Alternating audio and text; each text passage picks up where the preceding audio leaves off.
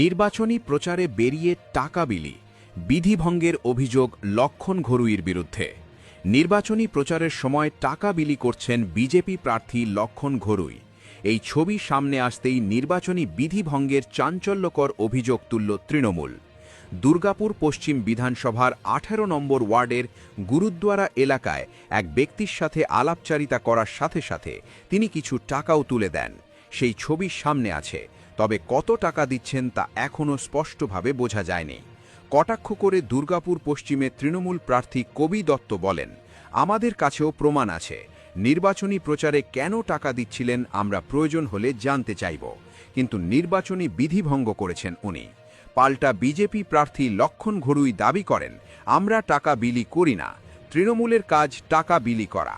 ওরা তো ১৫ বছরে কোনো উন্নয়ন করেনি, এলাকার মানুষের কোনো কাজ হয়নি। কি বলবেন এই ইস্যুতে? উনি নাগরিক পরিষেবার অভিযোগ তুলেছেন যে দীর্ঘদিন ধরে নাগরিক পরিষেবা পাচ্ছে না, প্লাস শহর জুড়ে জলের আকাল চলছে এবং গত নগর নিগম জল পর্যন্ত দিতে পারেনি গত ১৫ বছরে তৃণমূলের শাসনকালে, এমনটাই অভিযোগ তুলছেন।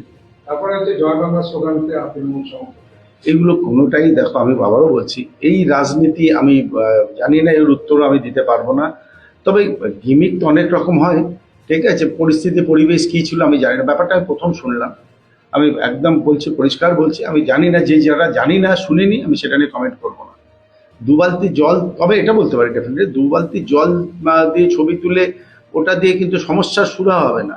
এটা তাহলে আমাকে বলতে হয়, তাহলে যদি বলতে হয় ঠিক আছে। ১৫ বছর কেন, তার আগে ৩৪ বছর বামফ্রন্ট ছিল, তার আগে এখন ১৫ বছর যারা বর্তমান সরকার আছে এবং যিনি ক্ষমতায় ছিলেন এমএলএ সাহেব, তারও তো জানি না আমি, ডেফিনেটলি উনি নিশ্চয়ই কোথাও পার্শ্ব করেছেন।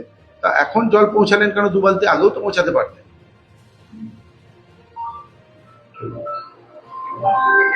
আপনি প্রচারে গিয়ে টাকা বিলি করছেন, যা যা বলা বলবে, আমার কাজ নয়।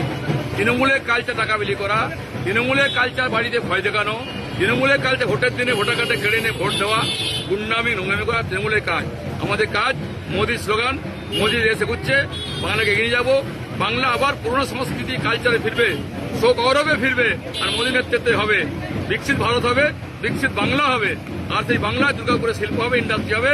আর যারা বিরোধিতা করছেন তার বাড়ির ছেলেরা দুর্গাপুরে কাজ করবে, এটাই হচ্ছে আমাদের আসার পরিবর্তন, মোদীর লক্ষ্য, সে লক্ষ্য নিয়ে কাজ করছে। শাসক দলের দাবি যে দিল্লিতে তো ১ বছরের উপরে সরকার চলে এলো কিন্তু কিছুই করতে পারলো না বিজেপি। ১ বছর সরকার এসছে, ১৫ বছরই করেছেন। ১ বছরে দিল্লির আমূল পরিবর্তন নিয়ে এসছে আমাদের রেখা গুপ্তাজি। মূল্য সুরক্ষা দিয়েছেন, এলাকায় রাস্তাঘাট হচ্ছে, বাড়ি নির্মাণ হচ্ছে মোদীজির প্রকল্পে, ইন্ডাস্ট্রি হচ্ছে। আর দুর্গাপুরে দিদি, বাংলা দিদি ১৫ বছর হয়ে গেল দুর্গাপুরে ৪ বছর ভোট করতে পারেনি, মানে জল দিতে পারেনি। জল, যে পানীয় জল, যে সরকার জল দিতে পারে না ১৫ বছরে, সে ভোট দেওয়ার অধিকার আছে? অধিকার নেই। তাই মানুষ মুখে বলছে না, এবারে ভোট বাক্সে প্রমাণ করে দেবে যে তৃণমূল কংগ্রেস ব্যর্থ, তৃণমূল যাচ্ছে, তৃণমূল যাচ্ছে, তৃণমূল যাচ্ছে, তার প্রমাণ ২৩ থেকে হয়ে যাবে। কতটা আশাবাদী জেতার ব্যাপারে? সম্পূর্ণ আশাবাদী। আমাদের ছেড়ে দিন না, পাবলিক কি বলছে? পাবলিক বলছে এবারে পরিবর্তন সময়ের অপেক্ষা মাত্র। আর পরিবর্তন হওয়ার পরে আমরা ২ মাসের মধ্যে দুর্গাপুরে কর্পোরেশন ভোট করব, প্রত্যেক ওয়ার্ডে কাউন্সিলর দেবো, তারা এলাকা এলাকায় উন্নয়ন করবে। এটা তৃণমূল কংগ্রেস নয়। হয়ে যাবো যে ভোট করেনি, ১০৮টা পৌরসভা ভোট করতে পারেনি, কোন কারণে? বিজেপি চলে আসবে বলে, জল কেন পৌঁছায়নি, মোদী নাম হয়ে যায় বলে। এই যে নোংরা রাজনীতি, ভোটের রাজনীতি বন্ধ করব, বাংলা আমরা বিকশিত করব, দুর্গাপুরে ডেভেলপমেন্ট করব, দুর্গাপুরে শিল্প হবে, দুর্গাপুর ছেলেরা চাকরি করবে, আমাদের পলিউশন মুক্ত দুর্গাপুর করব, দুর্গাপুর ইন্ডাস্ট্রি হবে, দুর্গাপুরে রোড হবে, রাস্তা হবে, ঘরে ঘরে জল পৌঁছাবে এবং দামোদর নদীর সংস্কার হবে এবং দুর্গাপুরে শান্তিময় বাস করতে পারবে। ওয়েট করুন, বুঝতে পারবেন ২৩ তারিখের পরে।